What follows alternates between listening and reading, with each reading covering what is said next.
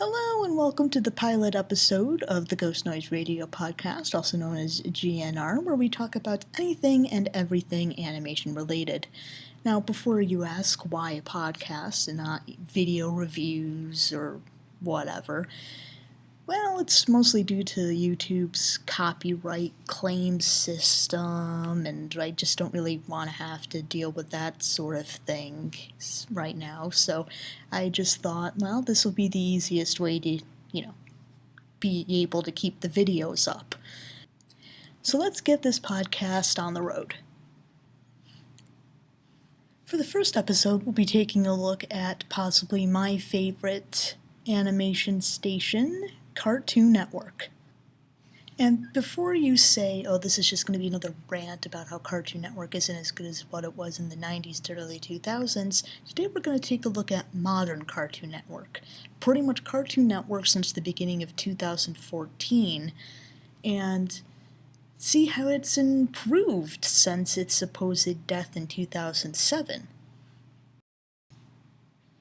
So here are my top 5 good things about modern Cartoon Network. Number 5. No more Johnny Test on Cartoon Network. Yeah, that's right, you heard me right. Cartoon Network, as of 2014, has gotten rid of Johnny Test from their lineup. Yeah, I was surprised when I heard this news too. For those not in the know, Johnny Test was a kids' WB show that started around 2004, I think, and is a Canadian show about a blonde kid with a talking dog and 2 red-headed older sisters who were, science.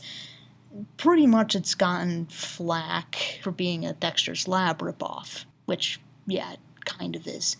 But then I was talking to someone about it, and he said something interesting. Apparently, according to the creators, it's supposed to be a parody of cartoons. Now, I still don't really think this makes the show any better, but it does explain a few things, such as the unneeded referential jokes, its similarity to Dexter's Lab, perhaps. But I still don't quite think it works as a parody. Because with a parody, you gotta let people know it's a parody. And even then, I don't think the jokes itself were that funny. I mean, yeah, if it's just gonna be a parody, it's one thing, but you gotta let people know it's a parody, and it's gotta be funny in and of itself. Thankfully, though, we don't really have to deal with it anymore since Cartoon Network took it off the air forever, and for most people, and myself included, we hope that it never really makes a return. Number 4. Cartoon Network still airing Looney Tunes and Tom and Jerry. Now, for everyone who says that some shows run their course, I think that Looney Tunes and Tom and Jerry would be one of those shows that could always play and no one would complain about them, if only because they have such an extensive library. People only complain when they start taking them off, such as when they did around 2004 to 2012. They were, if not off the air, kind of put back on and off and on and off again, in sometimes weird slots, but now I feel like they're here to stay. Cartoon Network put them back around 2012 with the introduction of the Looney Tunes show. And yeah, I like it. It's a good change. It lets kids, who are home when they air it around 9 to noon, to, get in touch to some of the older stuff. And yeah, they could, expand what they show in terms of the library, but just the fact that it's on is a nice thing, and some people who complained about modern Cartoon Network complained about not getting Looney Tunes and Tom and Jerry and some of the older stuff, so yeah. Number 3. A new president for Cartoon Network. In March of this year, Stuart Snyder stepped down from his presidency of Cartoon Network. And for those of you who don't know, he came into the presidency at Cartoon Network around 2006, I believe, after the Boston scare, which was a advertising ploy by Adult Swim for Aqua Teen Hunger Force that got the station in a lot of trouble, and Ted Turner, stepped down from his place in Cartoon Network, and up stepped Stuart. Now, a lot of people complained about him because they view him as the cause of everything bad on Cartoon Network from around 2006 to now. And while I can mostly agree with them, I do believe that the live-action stuff probably had to be in production before he came into the power. Mostly Out of Jimmy's Head comes to mind. But then again, you have to remember that he's also the one who kept up with the ploy. He's also the one who gave us Annoying Orange, put Johnny Test on the air, all that good stuff.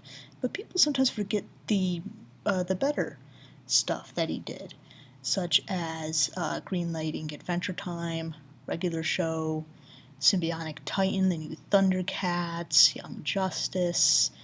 Either way you look at it, Cartoon Network does have a new president now. Her name's Christina Miller, and hopefully she'll have a better time at it than Stuart had. Here's crossing my fingers and my heart for a good run by Christina Miller, and hopefully even more improvements to come to the channel. Number 2, no more live-action shows. Like I said previously, around 2006, Cartoon Network started to experiment, if you will, with their content on the channel.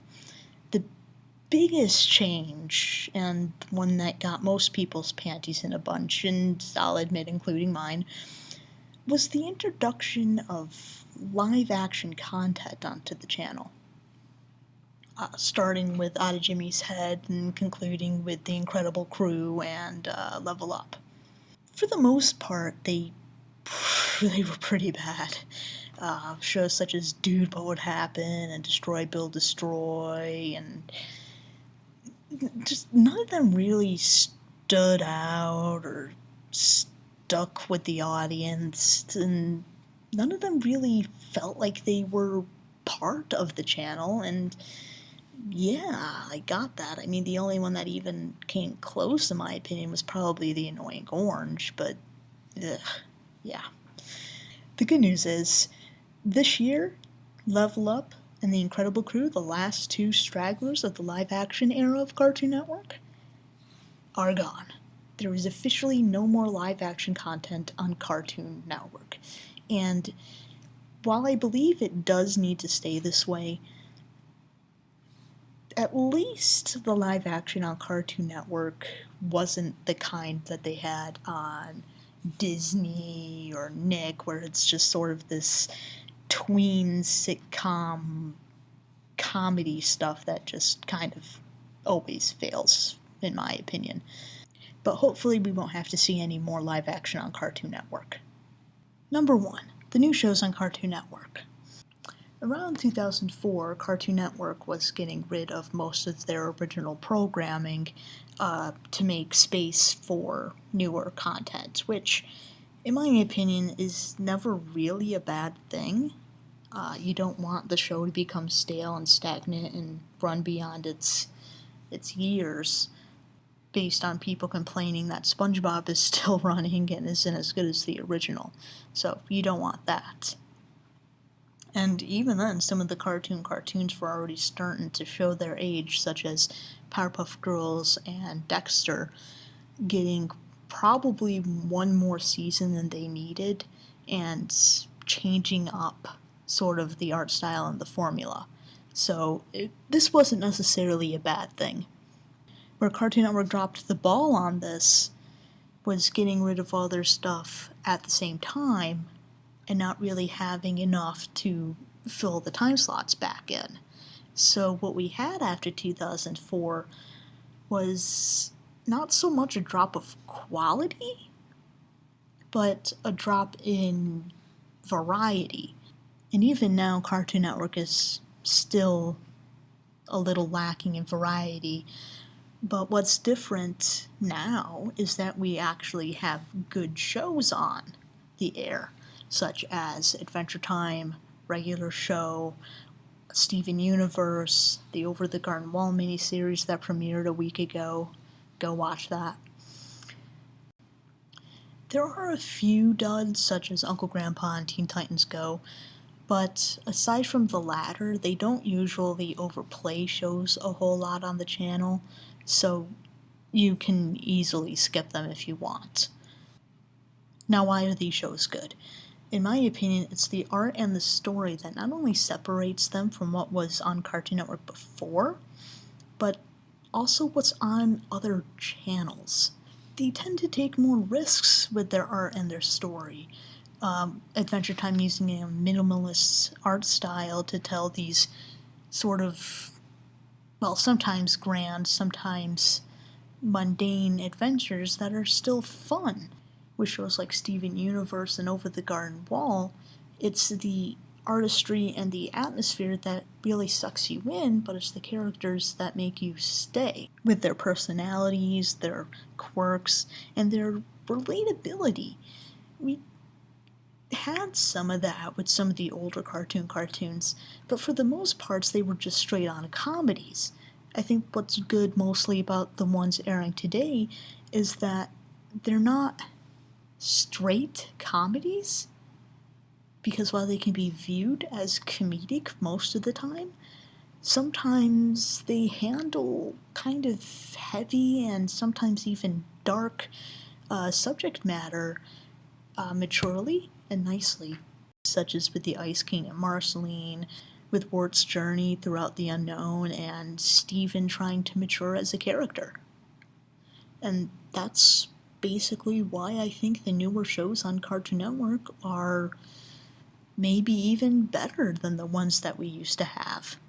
They give us more than just a straight comedy and characters that are relatable and try to grow. And not only that, but I feel like the art styles have also really come a long way since 1992. And so hopefully Cartoon Network keeps experimenting with their animated properties and keep giving us more of what we have now. And that was my top 5 good things about modern Cartoon Network. Thank you for listening. I just want to remind everyone that yes, this is my opinion, and if you don't agree with it, that's fine.